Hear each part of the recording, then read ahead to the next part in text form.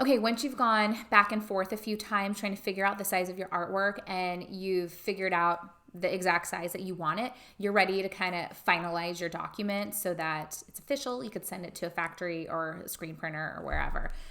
So right now, this is the size that I want my artwork. So the first thing you want to do, I recommend, is grouping it together, making sure it's grouped. Mine is already grouped. I could tell because I clicked on one thing and everything is selected. I can also tell if I look in my layers palette and it's the, if I click this blue thing, I mean, it's really the only thing there. See how it's grouped together.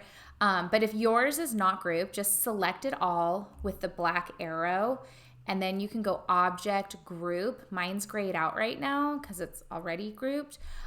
Or you can always hit the keyboard shortcut. On a Mac, it's Command G. On a PC, it's Control G. But go ahead and start there. Just group the artwork because the next step is we're going to add little arrows and measurements in a header, and we just don't want that to get confused with our actual artwork.